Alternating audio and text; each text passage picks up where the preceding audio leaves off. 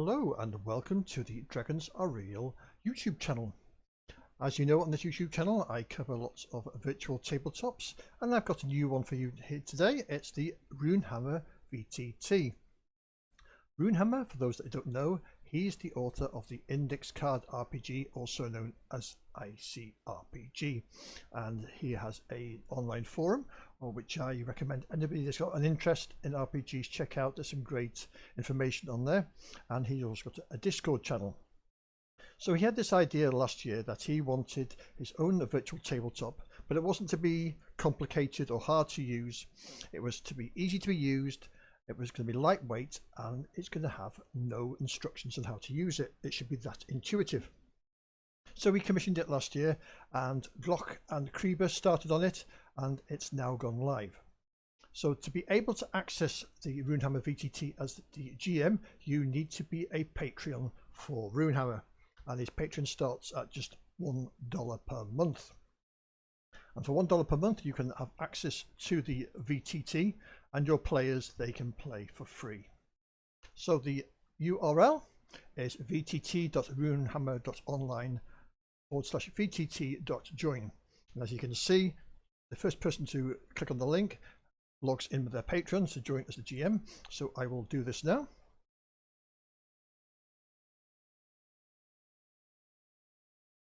And here we are. So I can enter a game name if I so wish, or I can just drag an image straight in. So that is how we start. We drag an image in. Now this isn't really designed for battle maps. This is more designed for concept art, theatre of the mind sort of stuff. So what I suggest is that you go off to Google and you search for something that you might like. So for this I'm going to look for science fiction artwork, and I've got some already in. So what I'm going to do is I'm going to get my Windows browser onto the side, and I'm going to go to the folder that I've stored some images, and I'm going to drag a image in to start off. And as you can see, I drag the image onto the desktop. It uploads it. I can put my name in. So let's put my name in, and my color in my games I always go as green, so that's going to be green, and we click join. And there we have our virtual tabletop.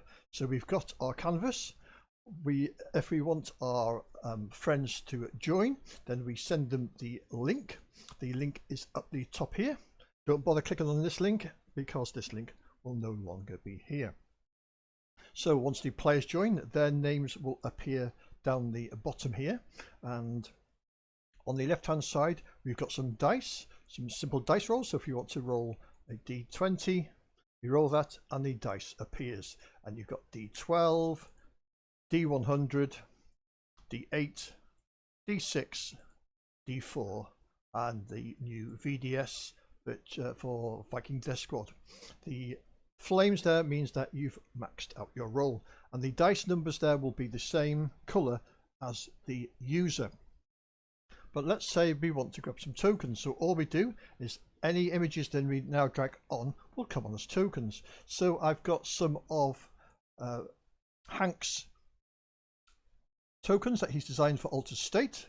I'm going to drag one of these onto the screen, and you can see as it comes dragged onto the screen, it becomes a token which can be moved around, and anyone can move this token around.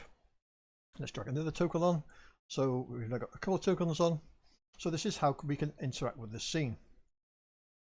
If we want to rotate the tokens, if we just hover up above it, there is a little icon there, and we can rotate it. If it goes over another token, we've got some layers, so we can drop it beneath the previous token, or we can drop it above. We can also zoom in, so we drag and it will increase in size, and we can reduce it in size as well. So we can do this with all the tokens. We can also flip them either side if we want to. As the GM, you can lock the tokens. So say for example you've got a token of a statue or something there, and you want to lock it. If you click on lock, then none of the other players can move that token, otherwise all tokens can be locked. The other thing you can do is you can duplicate this token. So if you wanted a number of robots that they're fighting, you could just simply have them on.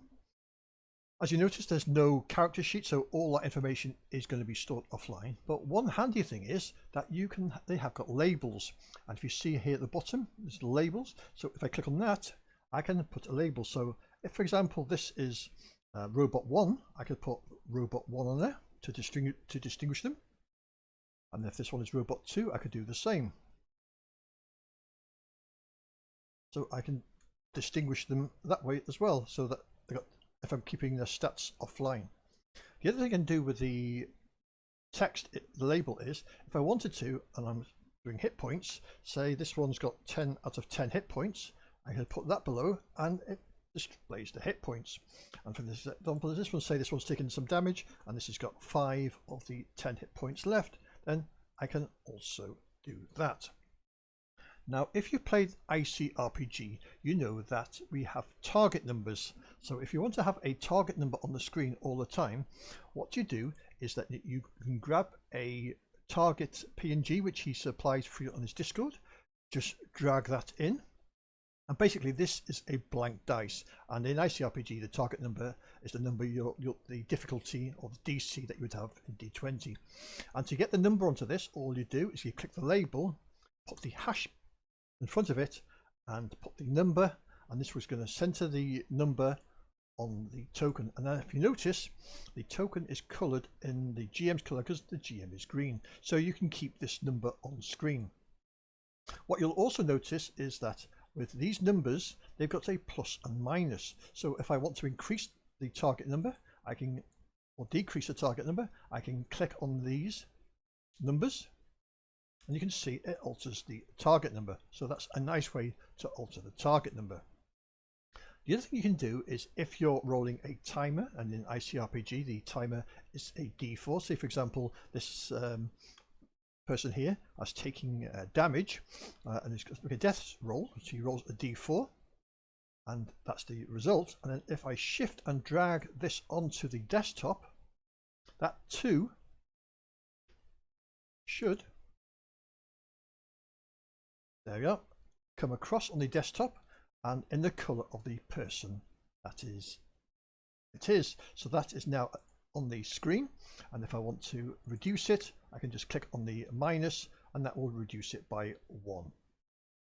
So that's very handy. To delete any tokens at any time, all you do is you click on the trash can and that will delete the icon. The other thing you can do is you can drag music on. And if you want to use music, it will just play in it'll play once, it won't repeat, that you can't alter the volume or anything. For this, I'm going to use some copyright free music. This is A Middle East by Infraction. I suggest you check Infraction out for no copyright music. He's got some great stuff here on YouTube. So all you need to do is find the MP3, drag it across onto the screen, and it will start playing. And you can see here, these are the, on the right hand side, you will hear the music. You can reduce the music, and if you want it, you can mute it. And then if you want to get rid of it, you just delete it and it will delete. So that's how you get music on. If you want more than one scenes, then if you drop down here, you can create a new scene. You can copy the scene or you can delete it. So let's create a new scene for my players. And then let's drag on another file. And this time, this is the image I'm going to drag on. So just drag it on.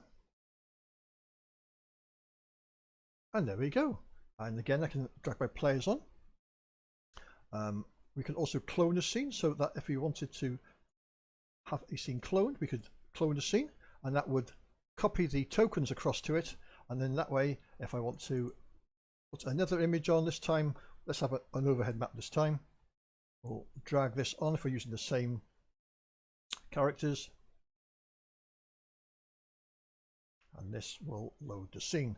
And look, if you notice, what it always does, it resizes the map to fill the screen. So if your map is too big, then it isn't going to work. But it's not designed for gridded maps. And let's reduce this in size. So there we have.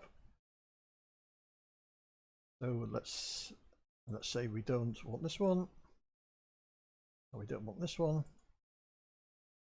and there we have our map. And obviously you're going to use you can zoom in and out of the map using the scroll key on your mouse. Down the bottom left hand here, it tells you the ping time, frames per second, zoom time, and you can see there music is muted. So nice and easy, and you communicate with your players, and that is it. That is simple as it is. If you go back to the home screen now, you'll see you've got the scenes that you already created, and what you can do here is you can clean them up. You can export the game. So for example, if I wanted to export this game, so I was going to use it for later, I'd save it. It creates a zip file, and I can save it wherever I want on my computer. So it's nice and easy. Of course, if you want to go back to the game, just click on this game and you rejoin the game.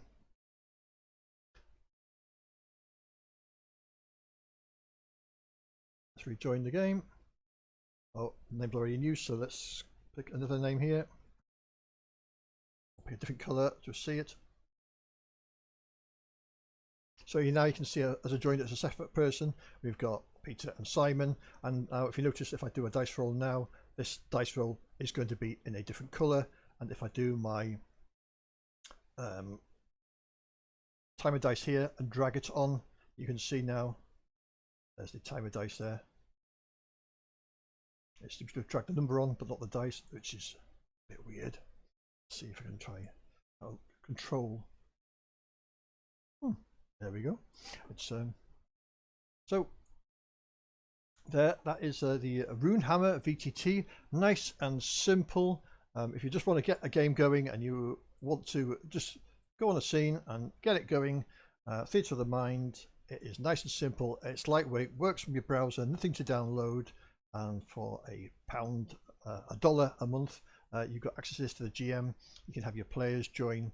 It's more lightweight than Owlbear Rodeo. It's looking for a different audience, and I hope you find that useful. So that's all for this episode, and I'll see you all again soon.